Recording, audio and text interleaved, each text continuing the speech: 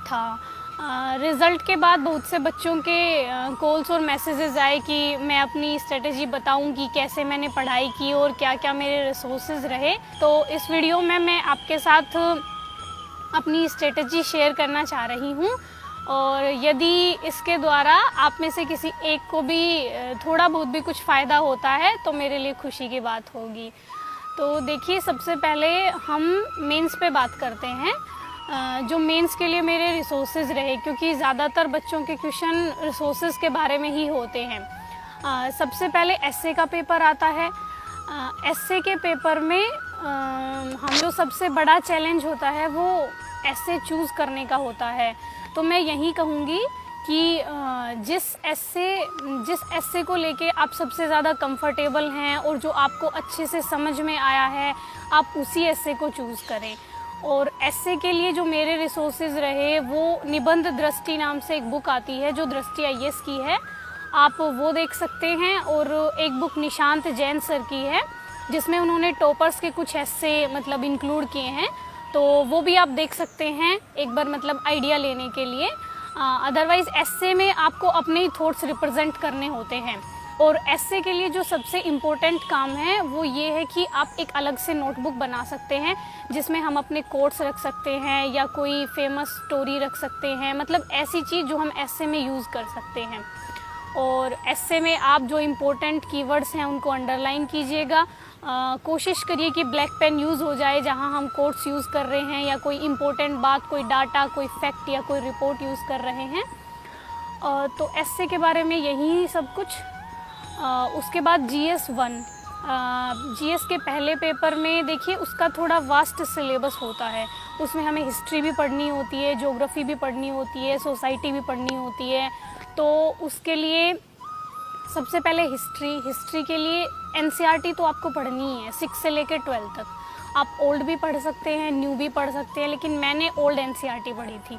तो हिस्ट्री के लिए सबसे पहले ओल्ड NCERT 6 से लेकर 12 तक। उसके बाद आप स्पेक्ट्रम पढ़ेंगे। मतलब स्पेक्ट्रम ऐसी है जो प्रीलिम्स में भी आपको हेल्प करेगी और मेंस में भी आपको हेल्प करेगी, तो स्पेक्ट्रम मस्ट है। उसके बाद आप बिपिन चंद्र पढ़ सकते हैं। मतलब मैंने जो बिपिन चंद्र की बुक थी स्वतंत्रता संग्राम, ये वाली पढ़ी थी। तो आप स्पेक्ट्रम पढ़िए, बिपिन चंद्र पढ़िए, उससे मतलब वो मोर देन इनफ है आपके लिए। और उसके बाद ज्योग्राफी के लिए जो सबसे इम्पोर्टेंट बुक्स हैं वो NCERT है, स्पेशली जो 11th क्लास की NCERT है, वहाँ से लगभग डायरेक्टली क्वेश्चन पूछे जाते हैं। तो ज्योग्राफी के लिए आप NCERT पढ़िए 6 से लेकर 12 तक। उसके बाद एक GC लियोंग की बुक आती है, वो वैसे अभी तक शायद इंग्लिश मीडियम में ही है, लेकिन आप मतलब उसकी लैंग्वेज बहुत सिंपल है। मतलब मैंने वो पढ़ ली थी कि मतलब उसमें से जो मतलब बिल्कुल बेसिक कॉन्सेप्ट्स उसमें समझाए गए हैं, तो वो अगर आप कंफर्टेबल हैं तो GC लियोंग एक बार पढ़ लीजिएगा। और माजिद हुसैन जो सर की जो बुक है वो बहुत लेंदी है थोड़ी सी, तो उसमें से जो सेलेक्टेड टॉपिक्स हैं, मतलब जो मिनरल्स के बारे में हैं या मतलब उसमें से सेलेक्टेड पढ़ना है बस माजिद हुसैन में से। और ज्योग्राफी के लिए बस इतना ही।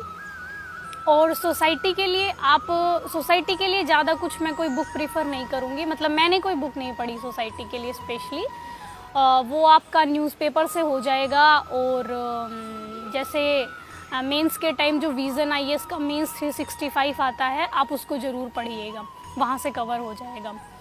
तो पहले पेपर के लिए इतना। और GS2 में बेसिकली पॉलिटी आती है, तो पॉलिटी के लिए वही आप 6 से 12 तक की NCERT पढ़ेंगे। और उसके बाद लक्ष्मीकांत आपको एकदम मतलब अच्छे से पढ़ लेनी है। मैंने लक्ष्मीकांत का पता नहीं कितनी बार रिवीजन किया था, तो लक्ष्मीकांत आप अच्छे से पढ़ेंगे। और एक गवर्नेंस पे भी उनकी बुक आती है, लेकिन वो मैंने नहीं पढ़ी थी, मतलब मैंने ली थी लेकिन मैंने पढ़ी नहीं, तो आप देख लीजिएगा। और बस पॉलिटी के लिए इतना ही। NCERT आप अच्छे से पढ़िएगा, मतलब उसकी भी जो 11th-12th की NCERT हैं वो बहुत इंपॉर्टेंट है। और उसके बाद आप लक्ष्मीकांत पढ़िएगा। उसके बाद मेंस 365 पढ़ना है आपको पॉलिटी का, तो वहाँ से आपका कवर हो जाएगा, मतलब करंट अफेयर्स। उसके बाद हम आते हैं इंटरनेशनल रिलेशंस पे। देखिए, इंटरनेशनल रिलेशंस के लिए कोई स्पेशल बुक नहीं पढ़ी मैंने, बस मैंने न्यूज़पेपर से पढ़ा था जो डेली IR का जो भी पेज आता है वो। और उसके बाद जो मेंस 365 आता है इंटरनेशनल रिलेशंस का, वो आप ज़रूर पढ़िएगा। और उसके बाद एक दृष्टि आईएएस की साइट है, वहाँ से आप देख लीजिएगा, मतलब वो डेली जो एनालिसिस करवाते हैं मतलब करंट अफेयर्स का, वो आप देख लीजिएगा। उसके बाद GS3 में बेसिकली इकोनॉमिक्स आता है, इन्वायरमेंट है, साइंस एंड टेक है। तो देखिए मैंने लगभग 1 साल ही प्रिपरेशन की थी। 1 से 1.5 साल में आपके पास इतना कम टाइम होता है कि सारी चीज़ें कवर करना बहुत मुश्किल हो जाता है। तो मैं बहुत सेलेक्टेड पढ़ा है, मतलब मैंने जैसे GS3 में मैंने इकोनॉमिक्स अच्छे से पढ़ा। इकोनॉमिक्स के लिए रमेश सिंह मैंने ली थी, लेकिन इतने अच्छे से मैं नहीं पढ़ पाई उसको, क्योंकि वो बहुत लेंदी बुक है। तो आप संजीव वर्मा प्रीफर कर सकते हैं, मतलब संजीव वर्मा अच्छी है, वो थोड़ी छोटी भी है और मतलब इजी लैंग्वेज में समझाया गया है। तो संजीव वर्मा पढ़ लीजिएगा आप इकोनॉमिक्स के लिए। और मुरनाल सर के जो लेक्चर्स हैं, मतलब मैंने सारे नहीं लिए मुरनाल सर के लेक्चर्स, मतलब कुछ जैसे बजट वाले हैं, जो इकोनॉमिक सर्वे वाले हैं, वो सारे लेक्चर्स मैंने ले लिए थे इकोनॉमिक्स के। तो इकोनॉमिक्स के लिए बस इतना ही। साइंस एंड टेक के लिए मैंने सिर्फ न्यूज़पेपर्स पढ़े थे, मतलब जो भी करंट में जो रहा था वो गूगल से देख के, और मतलब न्यूज़पेपर से ही मैंने अपना साइंस एंड टेक के नोट्स बनाए थे कुछ। और उसके बाद वो मेंस 365 आया साइंस एंड टेक का, तो वो मैंने पढ़ा था। और इन्वायरमेंट के लिए देखिए मैंने शंकर आईएएस पढ़ी थी, वो शायद इंग्लिश मीडियम में ही है, लेकिन मैंने उसको पढ़ा था। मतलब वो इजी लैंग्वेज है, आप समझ जाएंगे। तो शंकर आईएएस पढ़िएगा, मतलब वो प्रीलिम्स में भी बहुत हेल्पफुल रहेगी और मेंस में भी हेल्पफुल रहेगी। तो इन्वायरमेंट के लिए शंकर आईएएस। उसके बाद इकोलॉजी के लिए, जो इन्वायरमेंट एंड इकोलॉजी के लिए कुछ और ऐड करना चाहें अगर आप, तो अनअकैडमी पे मधुकर कोटवे सर की क्लासेस आती है, वो यूट्यूब पे भी अवेलेबल है, मतलब मैंने यूट्यूब से ही ली थी। तो मधुकर कोटवे सर से मैंने इन्वायरमेंट एंड इकोलॉजी पढ़ा था, तो आप देख लीजिए, उनका अच्छा लगा मतलब मुझे। उसके बाद GS4 इथिक्स का पेपर, बेसिकली हमारी जो मतलब उसमें बहुत स्कोप होता है कि हम अपने थॉट्स उसमें रिप्रेजेंट कर सकें। तो इथिक्स के लिए मैंने स्टार्टिंग की थी लेक्सिकॉन से। आप सबसे पहले लेक्सिकॉन पढ़िए, मतलब लेक्सिकॉन में उन्होंने सिलेबस के हिसाब से मतलब बता रखा है सारी चीज़ें, तो उससे हमें एक बेसिक आइडिया हो जाएगा कि मतलब इथिक्स क्या है और सिलेबस में हमारे क्या क्या हैं। और तो लेक्सिकॉन मैंने पढ़ी थी। उसके बाद मैंने सिर्फ टेस्ट सीरीज़ लगाई थी इथिक्स की, मतलब मेनली जो सबसे इम्पोर्टेंट यहाँ टेस्ट सीरीज़ है, क्योंकि टेस्ट सीरीज़ में आपको केस स्टडीज़ मिलेंगी और आप अटेम्प्ट करेंगे तो आपको पता चलेगा कि कैसे मतलब केस स्टडीज़ आती हैं और उनके मॉडल आंसर्स आप देखेंगे।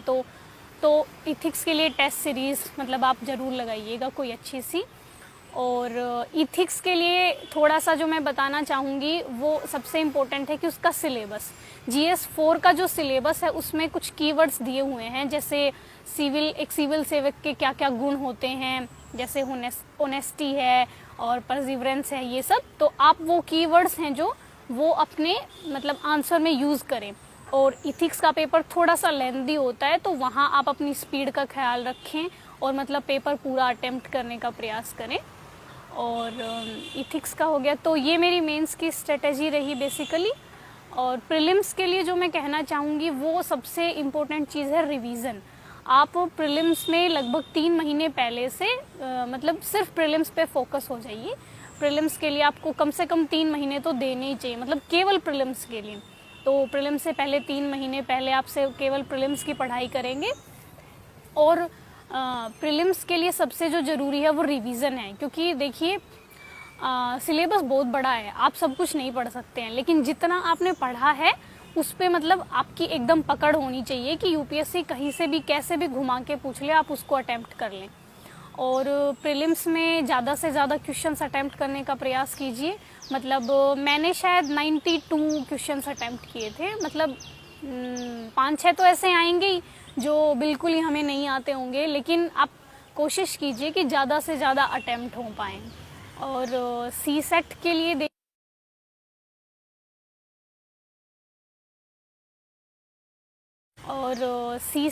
लिए देखिए मेरा बेसिकली मैथ्स बैकग्राउंड था, तो मैंने CSET के लिए कोई ख़ास प्रिपरेशन नहीं की, तो उस बारे में मैं शायद आपको उतने अच्छे से नहीं बता पाऊँगी कि CSET के लिए कैसे तैयारी करनी है। वो आपको अपनी कंडीशंस के हिसाब से देखना पड़ेगा कि आप कहाँ स्ट्रोंग हैं और कहाँ आपको और इम्प्रूवमेंट करना है।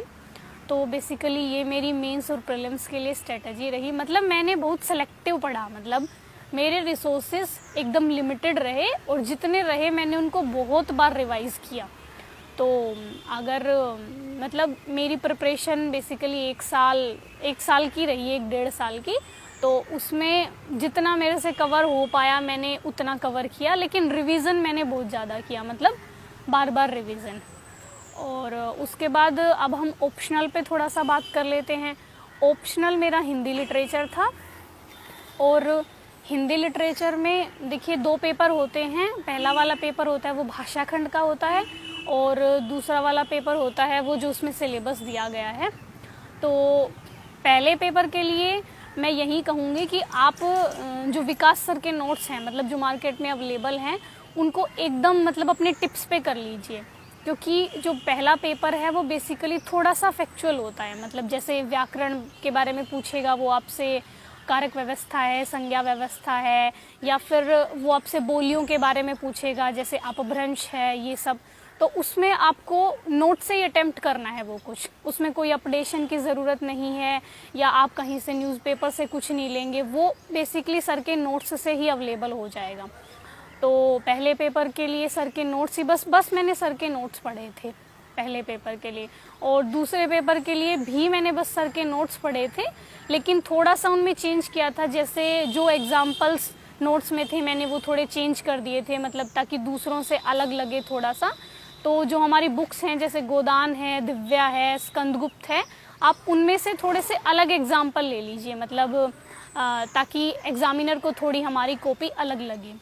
तो और मैं ऑप्शनल के लिए बोलूँगी कि आपकी लैंग्वेज थोड़ी सी अच्छी होनी चाहिए, मतलब उसमें अशुद्धियाँ ना हो, वर्तनी की कोई गलती ना हो, और आपकी हैंडराइटिंग ठीक हो, मतलब ठीक हो कि एग्ज़ामिनर को आसानी से समझ में आ जाए। तो ऑप्शनल के लिए यही रहा। बस मैंने ऑप्शनल के लिए कोई नोट्स नहीं बनाए, मतलब मेरे पर्सनली मैंने कोई नोट्स नहीं बनाए। जब मैंने रिवीज़न किया तो सर के नोट्स से ही रिवीज़न किया। और ऑप्शनल के लिए बस यही, आप टेस्ट सीरीज, और जो सबसे इम्पोर्टेंट बात है वो टेस्ट सीरीज़ है। मतलब जो ऑप्शनल के हमारे 16 टेस्ट और दृष्टि IAS उपलब्ध करवाती है, आप वो सारे लिखिए। देखिए मैंने तो सारे तो नहीं लिखे, लेकिन मैंने सारे देख लिए थे, मतलब कि उनके मॉडल आंसर्स और मैं क्या लिखती, मतलब फ्रेमिंग कर ली थी मैंने। और आप कोशिश कीजिएगा कि सारे लिखें, ताकि वहाँ जाके आपको कोई भी परेशानी ना हो इस संबंध में। तो मेंस के लिए आप टेस्ट सीरीज़ लगाएंगे। मैंने जो टेस्ट सीरीज़ लगाई थी वो दृष्टि IAS से ली थी, और विज़न IAS का अभ्यास लिया था मैंने, तो मुझे ये ठीक लगी। और ऑनलाइन रिसोर्सेज में प्रीलिम्स के लिए एक बायजू IAS की क्विज़ आती है, वो मैं ज़रूर प्रीफर करूँगी। मतलब वो डेली 5 से 6 क्वेश्चंस करवाते हैं, जिसमें करंट अफेयर्स इंक्लूड होता है और कुछ बेसिक भी इंक्लूड होता है। तो उससे आपका रिवीजन भी हो जाएगा, और मतलब आपको कॉन्फिडेंस भी आ जाएगा अगर आप अच्छा परफॉर्म करते हैं। तो मैंने जो बायजू IAS की क्विज़ थी उससे अपने नोट्स भी बनाए थे, ताकि मतलब मैं प्रीलिम्स के टाइम अच्छे से रिवीजन कर सकूं। तो यही मेरी मेंस की स्ट्रेटजी रही, मेंस और प्रीलिम्स की। तो ज़्यादातर बच्चों का ये सवाल भी होता है कि आप कितने घंटे पढ़ती थी। तो देखिए पढ़ाई घंटों के हिसाब से तो नहीं होती है, लेकिन अगर हम मतलब कैलकुलेट करें तो डेली आप 8 से 9 घंटे अगर पढ़ाई करेंगे तो मतलब मुझे लगता है कि वो इनफ है। मतलब किसी किसी दिन हो सकता है कि आप 10 घंटे भी पढ़ लें, 11 घंटे भी पढ़ लें, और हो सकता है किसी दिन आप 8 घंटे भी पढ़ें।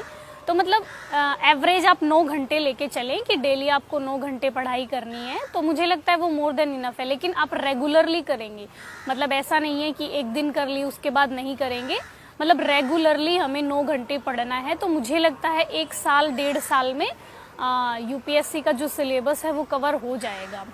और मुझे लगता है कि अगर हम अच्छे से पढ़ेंगे और सिलेबस के अकॉर्डिंग पढ़ेंगे तो ऐसा कोई रीज़न नहीं है कि हमारा सिलेक्शन ना हो। देखिए बीच बीच में ऐसा टाइम आएगा कि हमें लगेगा कि नहीं हो रहा है या हम पीछे रह गए हैं, तो आप सब ऐसा मतलब फील ना करें।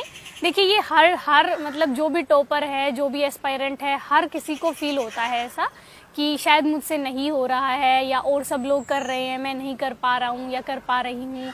तो आप ऐसा फील ना करें, क्योंकि ये सबके साथ होता है। बस आप अपने आप को हर पल मोटिवेट रखें और लगातार अपनी पढ़ाई पे कंसंट्रेट करें, और एकदम मशीन बन के भी नहीं पढ़ना है। आप अपने दोस्तों के साथ घूमने फिरने भी जा सकते